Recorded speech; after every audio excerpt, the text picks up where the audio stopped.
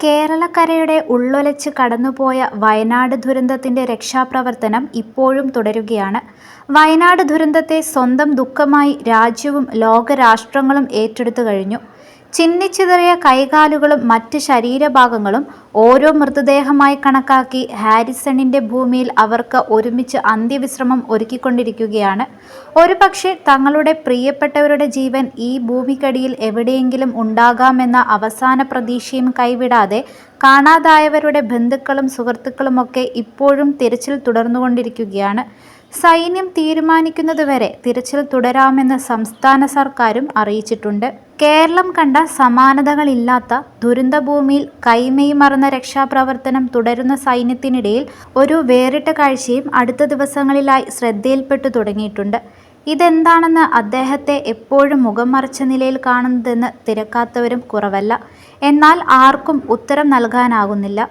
തിരച്ചിലിന് നേതൃത്വം നൽകുന്ന lieutenant colonel ഋഷി രാജലക്ഷ്മി എന്ന മുതിർന്ന പട്ടാളക്കാരനോട് നേരിട്ട് ചോദിക്കാനും മറ്റുള്ളവർക്ക് ഭയമാണ്. എന്നാൽ ആ മറച്ച മുഖത്തിന് പിന്നിലും വലിയൊരു കഥയുണ്ട്. ഏതൊരു ഇന്ത്യക്കാരൻ്റെയും സിരകളിൽ തീ കോരിയിടുന്ന കഥ. ഇന്ത്യയുടെ മുഖം കുനിഞ്ഞു പോകാതിരിക്കാൻ നടത്തിയ ധീരമായ പോരാട്ടത്തിന്റെ ഫലമാണ് ഈ മുഖത്തണിഞ്ഞ തൂവാല.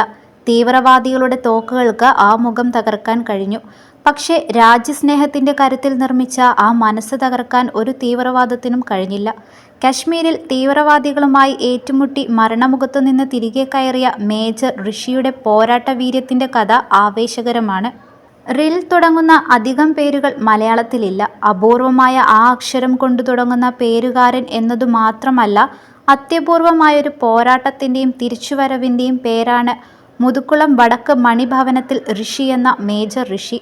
KSBയിലെയും എയർ ഇന്ത്യയിലെയും ജോലി ഉപേക്ഷിച്ച് സൈനിക സേവനത്തിന് ഇറങ്ങിപ്പുറപ്പെട്ട ഈ എഞ്ചിനീയറിംഗ് ബിരുദധാരിയുടെ കഥ അതിർത്തിയിൽ കാവൽ നിൽക്കുന്ന ഓരോ സൈനികന്റെയും കഥയാണ്. മുതുക്കുളം വടക്ക് മണിഭവനത്തിലേക്ക് നേരം തെറ്റിയെത്തിയ ടെലിഫോൺ ഗൃഹനാഥ രാജലക്ഷ്മി എടുത്തു.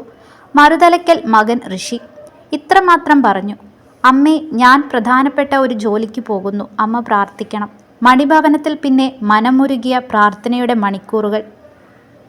ദക്ഷിണ കശ്മീരിലെ പുൽവാമ ജില്ലയിലെ ദ്രാൽ പ്രദേശം. ഒരു പോരാട്ടത്തിന് ഒരുങ്ങുകയായിരുന്നു മേജർ ഋഷിയുടെ നേതൃത്വത്തിലുള്ള ഇന്ത്യൻ സൈനികർ. ഏതാനും മിനിറ്റുകൾ മുൻപാണ് ഋഷിക്ക് കമാൻഡിംഗ് ഓഫീസറുടെ സന്ദേശം ലഭിക്കുന്നത്. ദ്രാലിലെ ഒരു ഗ്രാമീണ ഭവനത്തിൽ സായുധരായ 2 തീവ്രവാദികൾ കടന്നുകൂടിയിരിക്കുന്നു. അല്പം ദൂരെ മറ്റൊരിടത്ത് നാട്ടുകാർക്കായി സംഘടിപ്പിച്ച മെഡിക്കൽ ക്യാമ്പിന്റെ തിരക്കിലായിരുന്നു അപ്പോൾ സൈനിക സംഘം. ക്യാമ്പ് മതിയാക്കി ഉടൻ പോരാട്ട ഭൂമിയിലേക്ക്. ഋഷിയുടെ നേതൃത്വത്തിൽ സൈനികർ എത്തുമ്പോൾ പോലീസ് സംഘം സ്ഥലത്തെത്തിയിട്ടുണ്ട്. തീവ്രവാദികൾ ഒളിച്ചിരിക്കുന്ന വീട് മനസ്സിലാക്കി. ഏറെ ഉയരത്തിൽ 3 നിലകളുള്ള വീട്, പാറക്കൂട്ടം നിറഞ്ഞ പ്രദേശം, അടുത്തടുത്ത് വേറെയും വീടുകൾ, സൈനിക നീക്കം ദുഷ്കരമാക്കുന്ന ഘടകങ്ങൾ ഒട്ടേറെ. ഇവയെല്ലാം മറികടന്ന് മിനിറ്റുകൾ കൊണ്ട് സൈന്യവും പോലീസും വീട് വളഞ്ഞു. വെടിവയ്പോ സ്ഫോടനമോ വേണ്ടി വന്നാൽ കൂടുതൽ ആളപായവും പരുക്കും ഒഴിവാക്കുന്നതിനായി ഋഷിയും മറ്റു 2 സൈനികരും ചേർന്ന് സമീപത്തെ 2 വീടുകൾ കൂടി ഒഴിപ്പിച്ചു. ആയുധങ്ങളുമായി പുറത്തുവന്ന് കീഴടങ്ങാനുള്ള സൈന്യത്തിന്റെ ആഹ്വാനത്തിന് തീവ്രവാദികളിൽ നിന്ന് അനുകൂല പ്രതികരണമുണ്ടായില്ല.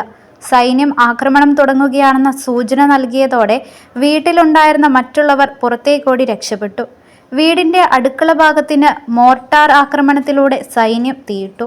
എന്നിട്ടും തീവ്രവാദികൾക്ക് കുലുക്കമില്ല. ഇതോടെ വീട് തകർത്ത് തീവ്രവാദികളെ വധിക്കാൻ സൈന്യം തീരുമാനിച്ചു. സ്ഫോടനത്തിലൂടെ വീട് തകർക്കുകയാണ് മാർഗം. ദൗത്യം മേജർ ഋഷി നേരിട്ട് ഏറ്റെടുത്തു. കരിങ്കല്ലും പാറക്കെട്ടുകളും നിറഞ്ഞ പ്രദേശമായതിനാൽ കശ്മീരിലെ വീടുകളുടെ അടിത്തറ വളരെ ശക്തമാണ്.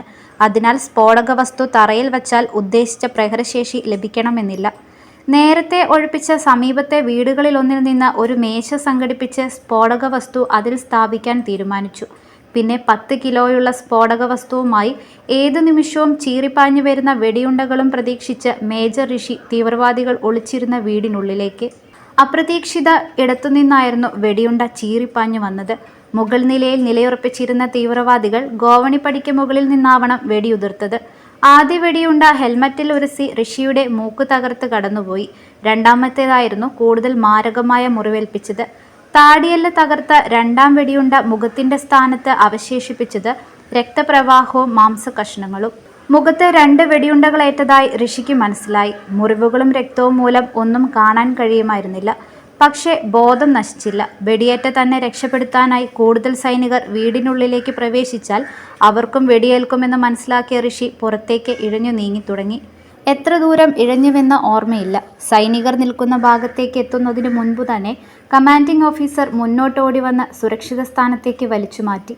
പോരാട്ടം നടന്ന ദ്രാലിൽ നിന്ന് 35 കിലോമീറ്ററോളമുണ്ട് ശ്രീനഗറിലെ സൈനിക ആശുപത്രിയിലേക്ക്. അവിടെ ഫിസിയോതെറാപ്പിസ്റ്റാണ് ഋഷിയുടെ ഭാര്യ ക്യാപ്റ്റൻ അനുപമ.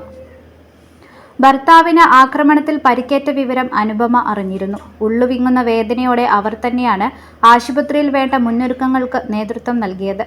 ഒടുവിൽ ഋഷിയുമായി ആംബുലൻസ് ആശുപത്രിയിലെത്തി. അനുപമ ഒന്നേ ആ മുഖത്തേക്ക് നോക്കിയുള്ളൂ. തളർന്ന് താഴെ വീണു. അത്ര ഭീകരമായിരുന്നു മുഖത്തിൻ്റെ അവസ്ഥ. ദ്രാലിൽ നിന്ന് ശ്രീനഗറിലേക്ക് ആംബുലൻസിൽ കൊണ്ടുവരുമ്പോൾ ഒപ്പമുണ്ടായിരുന്ന ഡോക്ടർ നിരാശയോടെ തന്നെ നോക്കുന്നതായി ഋഷിക്ക് തോന്നി. സംസാരിക്കാൻ ഋഷിക്ക് കഴിയുമായിരുന്നില്ല. കൈകൾ ഉയർത്തി ഡോക്ടറോട് ഋഷി പറയാതെ പറഞ്ഞു, എനിക്ക് ഒന്നും സംഭവിക്കില്ല, ഞാൻ അതിശക്തനായി തിരികെ വരും. പക്ഷേ ശ്രീനഗറിലെ സൈനിക ആശുപത്രിയിലേക്ക് എത്തും മുൻപ് ബോധം മറഞ്ഞു. ശ്രീനഗർ ആശുപത്രിയിൽ ഒരു ദിവസത്തെ ചികിത്സയ്ക്ക് ശേഷം ഉന്നത സൈനിക ഉദ്യോഗസ്ഥരുടെ ഉൾപ്പെടെ നിർദ്ദേശത്തെ തുടർന്ന് ഋഷിയെ ന്യൂഡൽഹിയിലെ ആർമി റഫറൽ ആൻഡ് റിസർച്ച് ഹോസ്പിറ്റലിലേക്ക് മാറ്റി. വിദഗ്ധ ചികിത്സയുടെ ഫലമായി ഋഷി പതിയെ ജീവിതത്തിലേക്ക് തിരികെ വന്നു. അതിനിടെ ഡൽഹി പോലീസിന് സംഭവിച്ച ഒരു പിഴവ് നാടിനെ നടുക്കി. ഋഷി മരിച്ചതായി അവർ നാട്ടിൽ വിവരം നൽകി.